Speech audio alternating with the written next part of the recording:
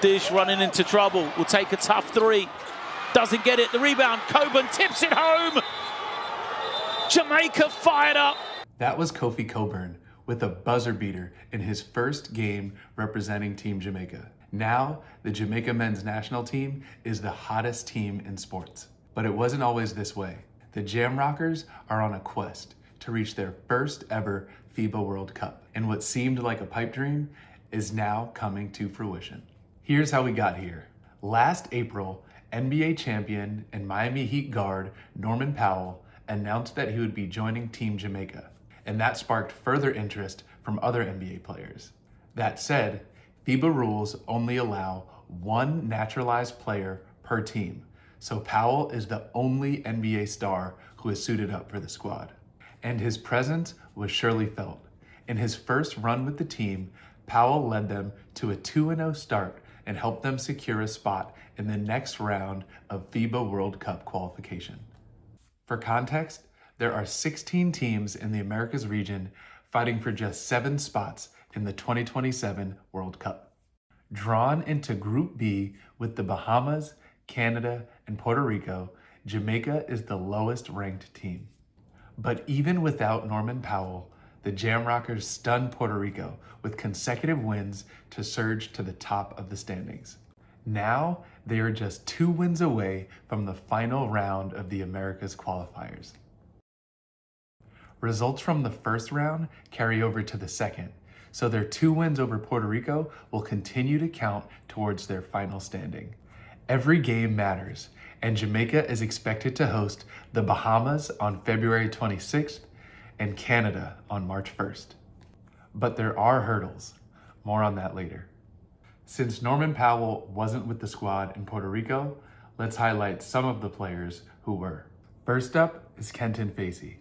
Born in Trelawney, Facey is the captain of the Jamrockers. He played college ball for UConn, where he helped them secure the 2014 national championship. He now plays professionally in France. Next up is Andrew Thelwell, the former Morehead State and Iowa guard, leads Team Jamaica in assists, and also plays professionally in France. As you saw earlier, a standout for the team is Kofi Cockburn. The Kingston native starred at Illinois, where he was a first-team All-American, and he currently plays professionally in Japan. There's also Romaine Thomas, the team's three-point sniper. He played for Clark Atlanta and also represents Jamaica on the 3-on-3 circuit. And we can't forget about Chase Audige. At Northwestern, he was a Big Ten Co-Defensive Player of the Year, All Big Ten Second Team, and Naismith Defensive Player of the Year finalist. He currently plays professionally in the top league in Spain. Last but not least is Marcus McDonald. The 18-year-old currently plays for the Diamond Doves in the Overtime Elite League. I say all that to say, with or without NBA talent, Jamaica has a stacked roster. The buzz around Jamaica basketball isn't just local. Last month, NBA All-Star Joakim took a visit to Kingston to experience the Jamaica basketball culture firsthand. I came here searching for the roots of that fire, and where better to find it than on a basketball court in West Kingston. No polish, no spotlights, raw energy. You could just feel the intensity immediately. Come on, man. Now that I'm retired, this is exactly what I chase. Seeing basketball thrive everywhere, from Chicago to the courts right here in Jamaica. It's a blessing to be here, man. I hear like the basketball culture is growing a little bit. Right? Yeah, it is. We have made a lot of strides over the last 2 years. This is as real as it gets. So what happens next? Jamaica had to play their last 2 games in Puerto Rico because they didn't have sufficient facilities. But now, officials are determined to host their next 2 games in Kingston.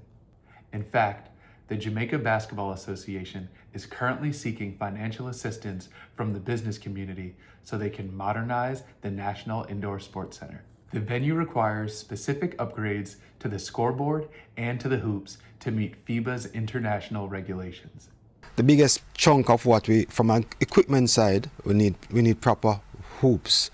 based on the standards that FIBA wants. The scoreboard is another thing because we have a modern scoreboard, but there are different levels as it relates, and the fact that we're at this level now, they want the scoreboard to be able to capture certain data. And so we're working on that, either purchasing or renting for the occasion.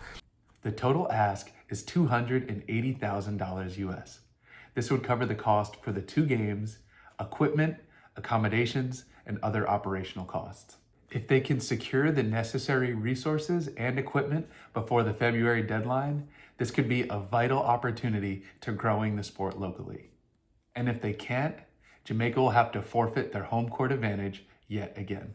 While the Bob Marley Foundation has already pledged support, JABA is campaigning for additional private sector and government funding. Home games will not only give the team an advantage on the court, but they will also benefit the Jamaican economy. We want to host those games because we want the youngsters in schools to see what is possible at the highest level. So we're working assiduously to make that happen. The potential economic impact of sporting events like this cannot be overstated, especially as the country recovers from the impacts of Hurricane Melissa. Tourism accounts for nearly a third of Jamaica's economy, so these February games are about more than basketball. These games would bring international visitors and media attention. If you're looking for the right time to visit Jamaica, you need to pack the gym in Kingston. The best way to support us is to visit us. So book a ticket and come Jamaica. Jamaica is open. If all the stars align, Jamaica could not only be a force to be reckoned with on the court, but Jamaica basketball could be an economic engine for the country's recovery.